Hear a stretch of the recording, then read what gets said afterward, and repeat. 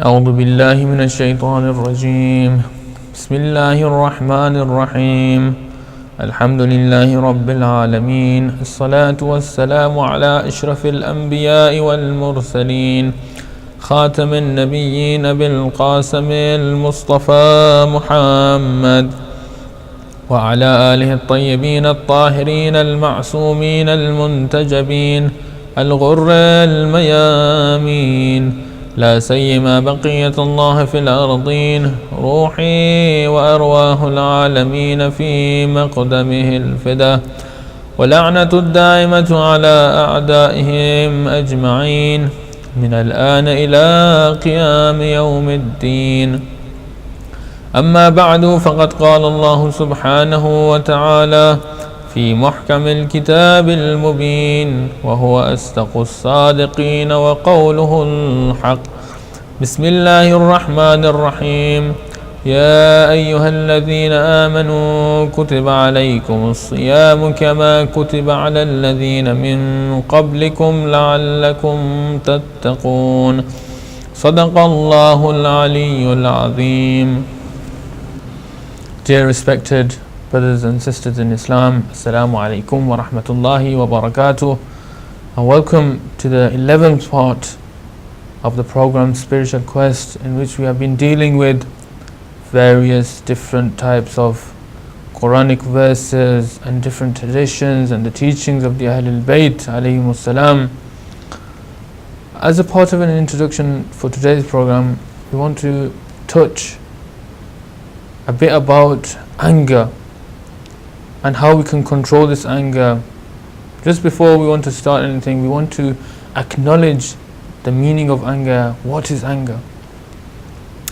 Anger is a secret weapon of a man that shows different types of evil towards others, sometimes results in destruction of many noble qualities. It snatches away the wisdom of a man and sometimes becomes brutal, sometimes becomes brute, beast, and it loses its senses. Anger is a temptation from shaitan. Anger is the deception of shaitan. All the roots of anger are rooted from evil. Anger is a spark that is waiting to ignite when someone's blood is boiling and he's getting angry. Anger is a very bad condition that is said for a strong feeling caused by arrogance and extreme displeasures. When someone is angry and he's facing a wrath with someone, he should try and calm down, step one step back, and take that manlyhood within himself and say that, yes, I am wrong, even though he was right. Once a person came to the Holy Prophet ﷺ and he asked the Holy Prophet for advice. The Holy Prophet replied by saying, control your anger and do not get angry. The person, he wasn't really up to the answer, the advice that he gave, and he went back to the Prophet and asked the Prophet to give him advice again. The Holy Prophet gave him the same advice, do not get angry, but also continued by saying, the person who is strong is the one who is not the one who conquers others or who is in a fighting combat with anyone else. Rather, he is the one who controls his anger. That is why Allah subhanahu wa ta'ala created man and gave him different psychological emotions, such as fear, such as hatred, such as love. Also, Allah subhanahu wa ta'ala gave him the emotion of anger. Every man feels these emotions, and according to different circumstances, different situations, different conditions, he will act according to them situations. So if he is feeling happy, he will engage with other people with a happy mood. If he is evil, he will engage with someone who is with him in a different mood. But equally, there is a grave danger of someone who acts according to his own self and is provoking himself in a bad attitude.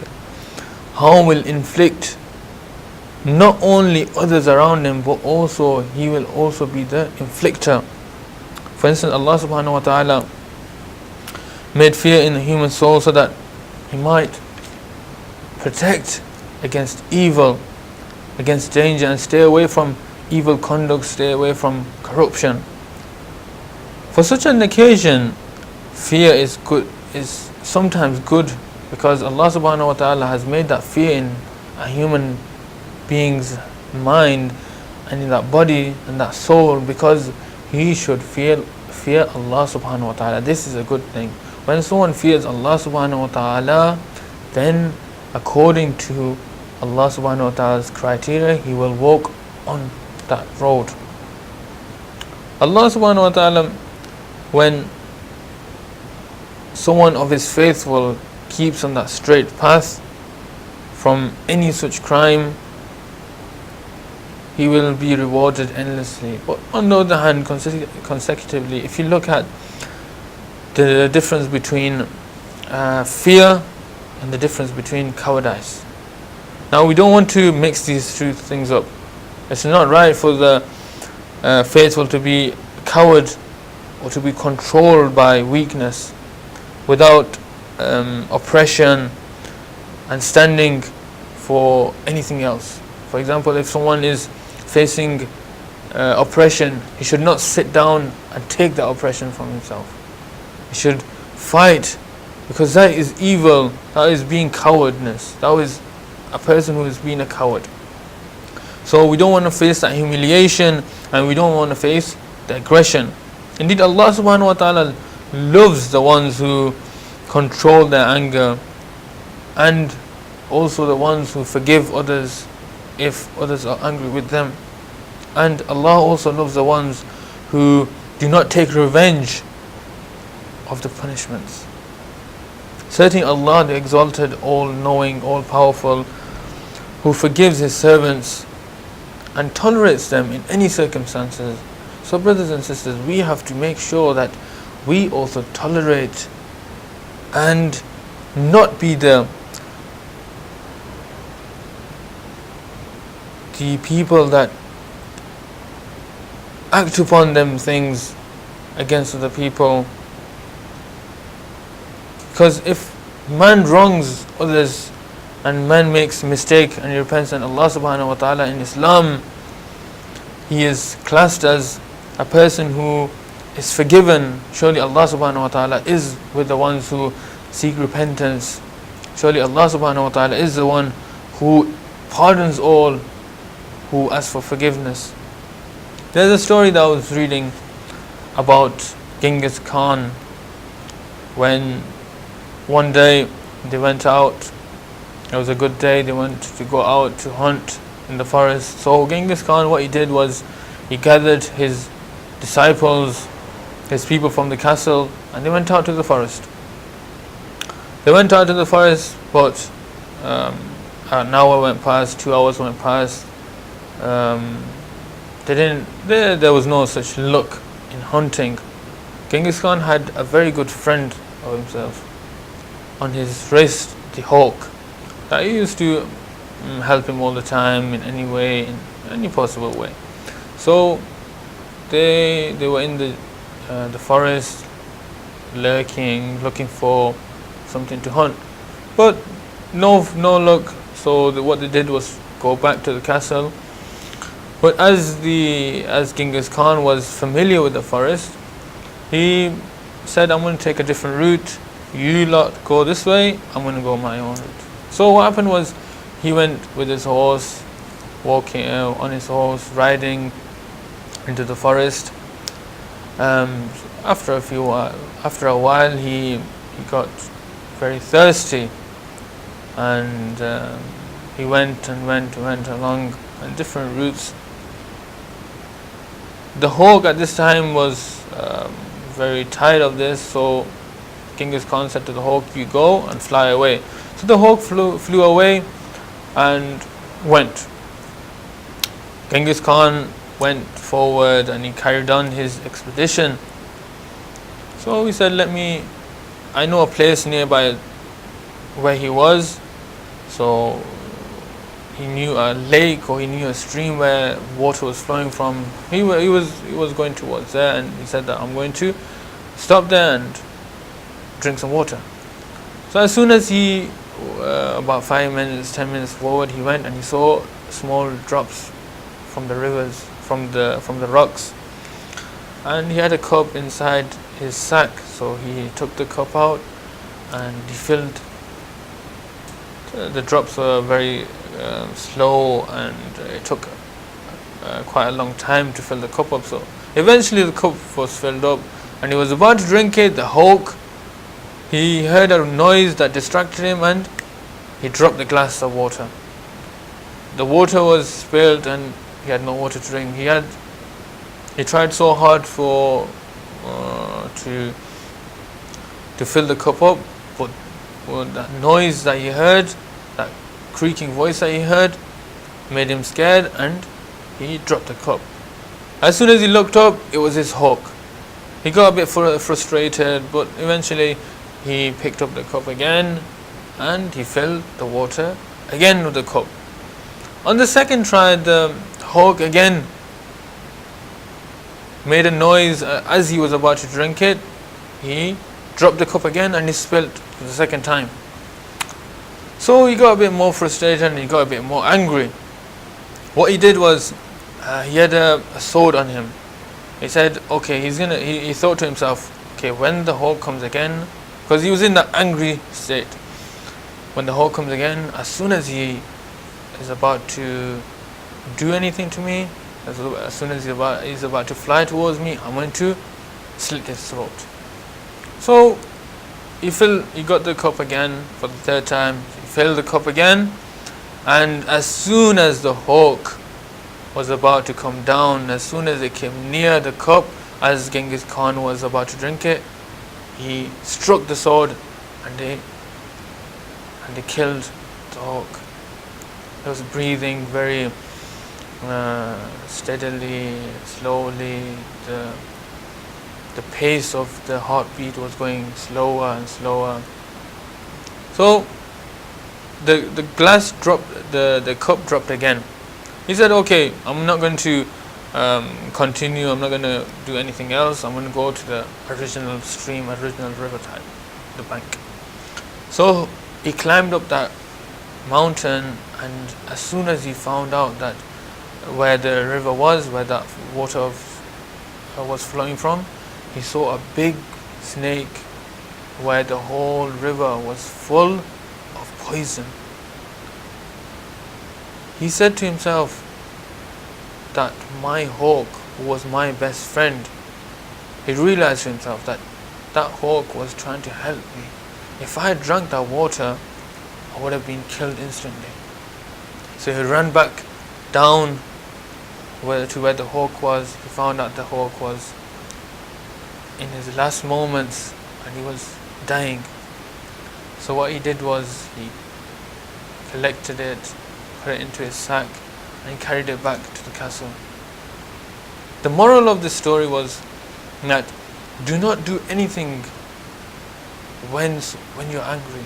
When someone is angry, you should not make judgments, you should not jump to conclusions, because there's always something behind that. If in this story the hawk was trying to help his master Genghis Khan, then it is for us to know, and it is for us to be patient in that situation.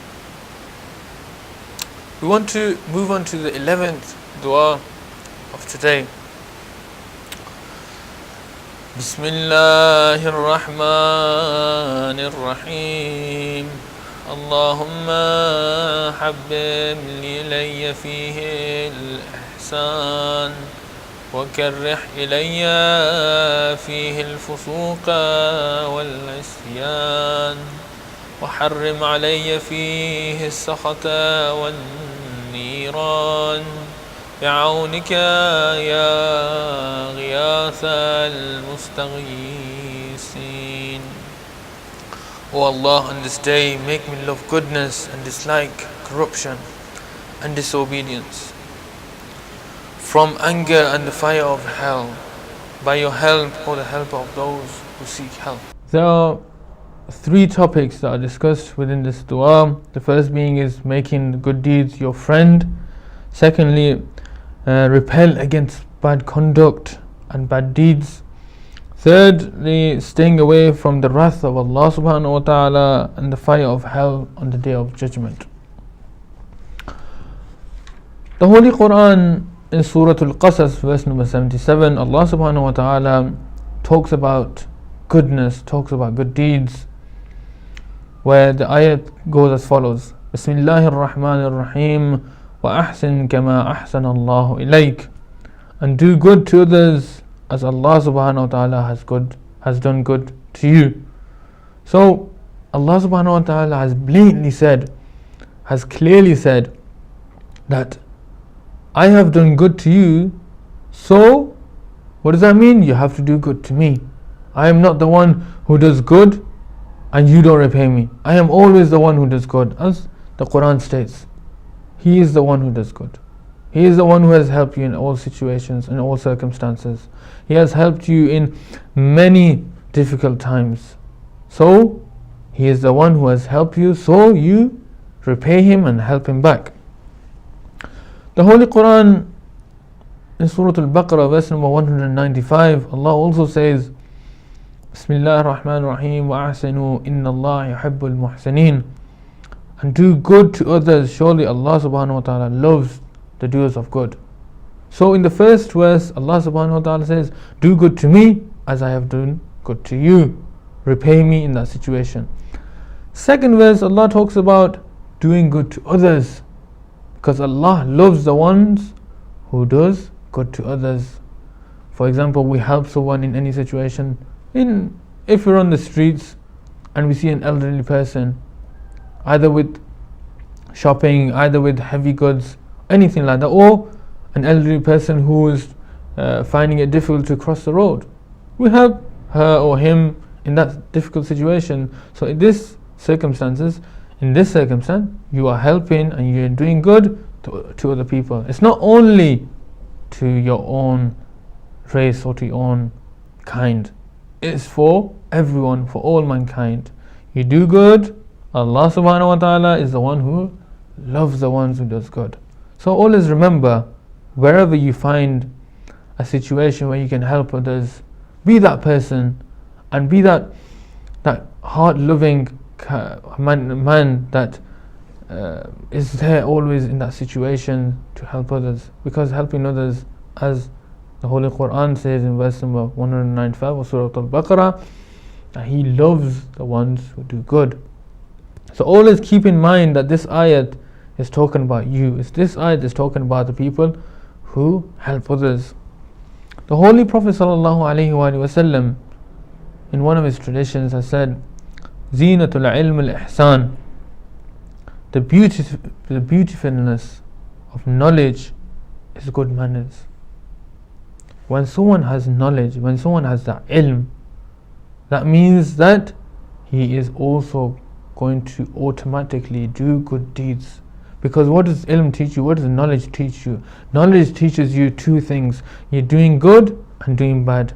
Once a person has acknowledged doing good and has gained that knowledge of doing good, obviously in all circumstances, in all situations, when he practices that knowledge, he will do good to others. He has learnt how to perform an action. He has learned how to solve an equation that someone else is finding it difficult.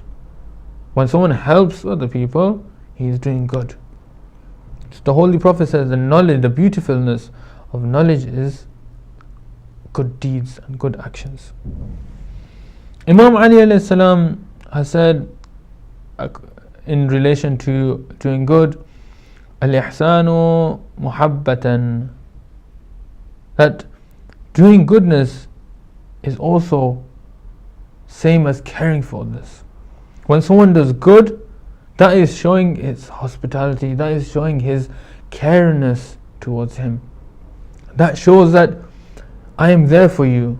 That shows I care for you. That's why I'm here. I'm not here just because I want to be here. I'm here because I care for you. I'm doing good because it's my intention, my good intention to be here for you. So caring for others is also a good deed, good action. Imam Ali alayhi salam has also said, Zakatul Zafar al-Ihsan, the charity of success and victory is doing good. The situations when you want to be victorious or you want to have success in life, Allah subhanahu wa ta'ala through the infallibles has said that doing good and having good deeds and doing good, having good manners will gain you that success in life, will gain you that victory in life, so that it will help you in this life and in the hereafter. Imam Ali alayhi salam has also mentioned in one of his traditions that Al-Muhsanu man amma an-nas bil-ihsan, person who does good to others is he who provides and practices it regularly in public. So when someone does something good, he should make it open to the public. He should make it open, not to the public like, for example, he boasts about himself or he praises himself. No, it means that he should do it in public, meaning that as the example I gave you before, that he helps the elderly woman cross the road, or he helps the elderly woman with her baggage that is heavy for her. That is making it public. That's what the meaning of public is, not to say that I have done this or announces it somewhere that I have praised this person or I have done good here, that I have done. That's a form of riyah, that's a form of negligence towards himself. And he shouldn't boast about these things, because Allah loves the ones who keeps things to himself, keeps the goodness to them himself, and makes everything open elsewhere. In the Holy Quran, in Surah Bani Israel, also known as Surah Isra, in verse number 7, Allah subhanahu wa ta'ala says, Bismillah ar-Rahman ar-Rahim, إن أحسنتم أحسنتم لأنفسكم وإن سألتم فلها وإن سألتم فلها. If you do good, you will do it for your own souls. You will not do it for anyone else. You will only do it for your own good. When someone is committing a sin, he's doing harm to himself. He is provoking himself on doing bad. Eventually after sin after sin, he will gradually find himself that sin has no value, and he will keep committing that sin until he feels that sin can be done 100 times, and then eventually his heart will be full of blackness and will be sealed with evil thoughts. In the same way, if you look at it in the other hand, when someone does good, he does it for someone else. No, he does it for only himself, because he is the one who is doing good, and he is the one who will always act upon that goodness from others. When someone is good to someone else, when someone gives that helping hand, when someone stretches that hand to someone else and helps them in any situation, whether it be out, whether it be at home, whether it's at work, whether it's at school, whether you are helping the elderly, whether you are helping the children, whether you're helping someone younger than you, because we also get this mental illness from inside our minds that we should not help people who are younger than us, because they are younger than us strictly because they don't need help from us, and we are older. We have that urge, we have that pride in ourselves that we should not help others because we are bigger than them. No, the Holy Prophet ﷺ used to go out on the streets and look for that opportunity to help others, to help the poor, to help the needy, to help the young, and to help the elderly. On this topic, on this program, I'd like to urge the dear viewers to control their anger and to always think twice upon their actions, and always be that patient person physically and mentally, so that that conclusion is the right conclusion for you. We'd like to end this program with the recitation of Dua Imam Zamana. اللهم صل على محمد وآل محمد. بسم الله الرحمن الرحيم.